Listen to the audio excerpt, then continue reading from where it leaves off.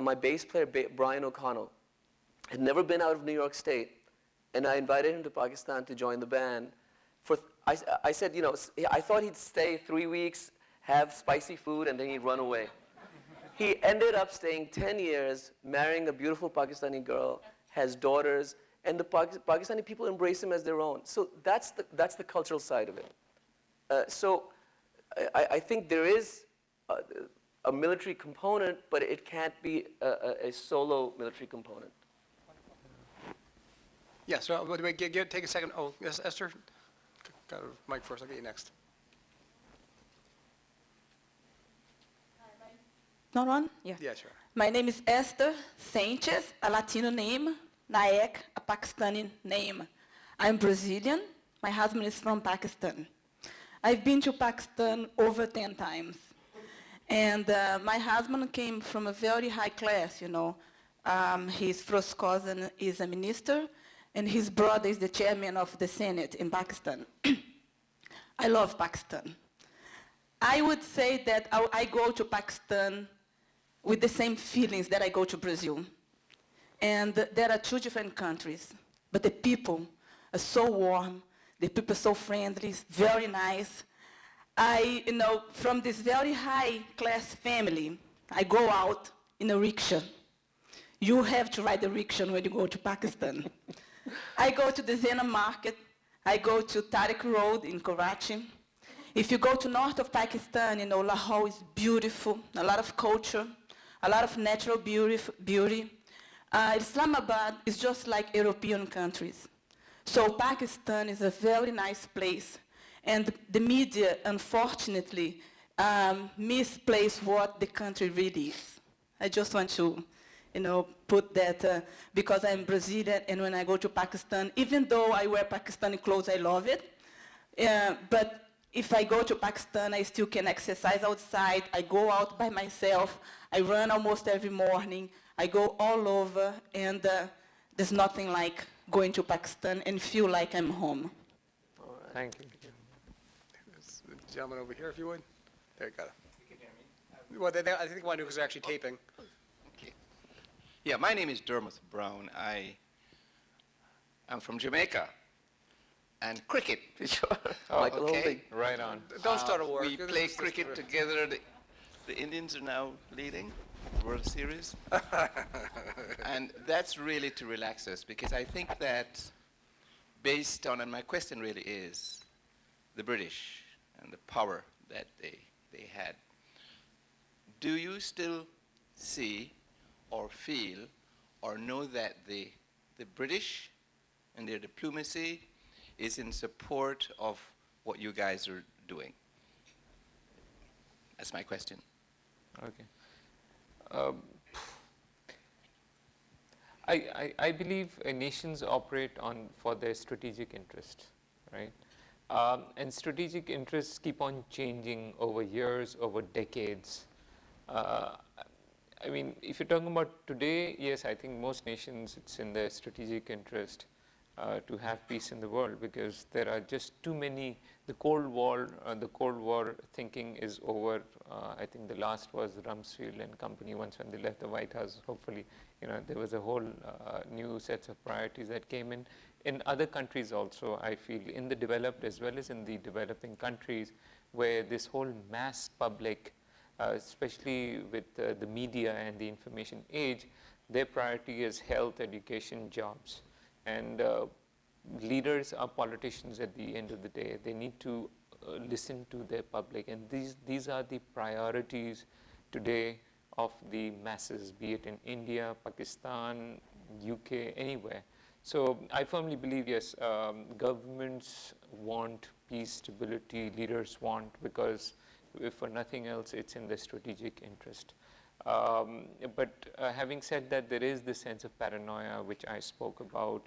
And I just want to say, look, we are all multiple identities we have, right? And we as humans, we will always try and identify ourselves with an identity which we feel is under threat.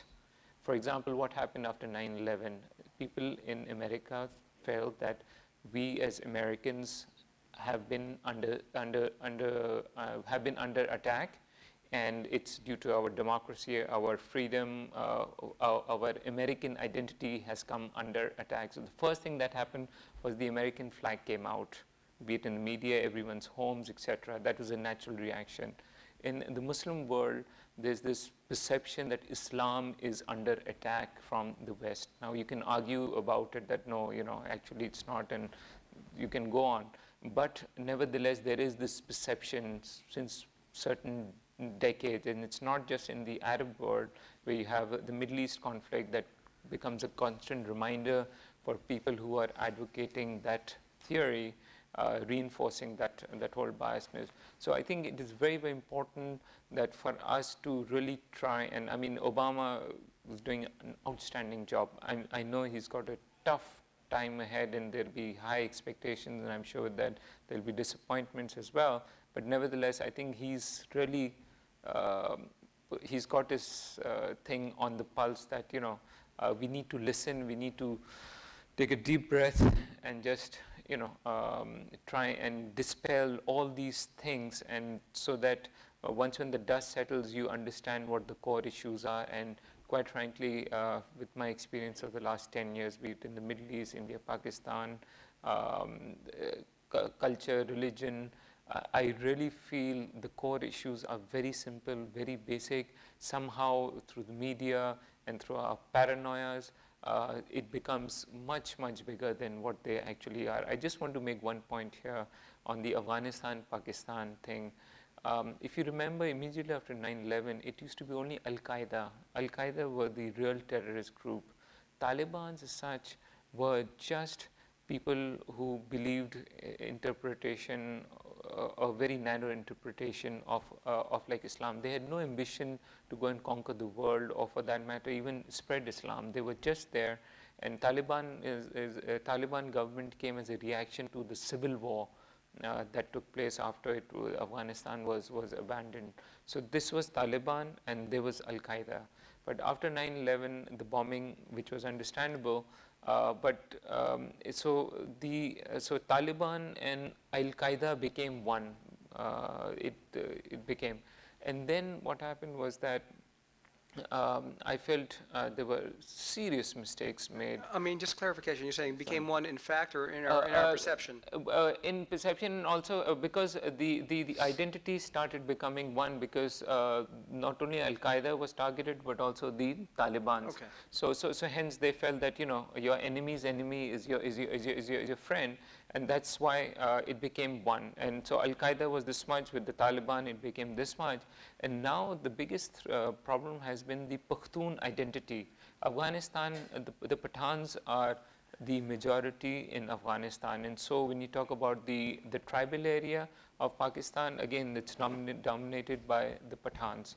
Now there is this perception that we Pathans have got a raw deal over here, where we are not in the government in Afghanistan.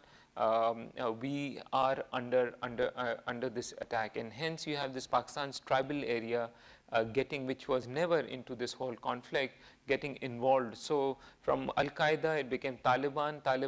The identity that was under threat of being pushed against the wall is now the entire Pakhtun identity. So I think, and this was due to blatant errors which we made.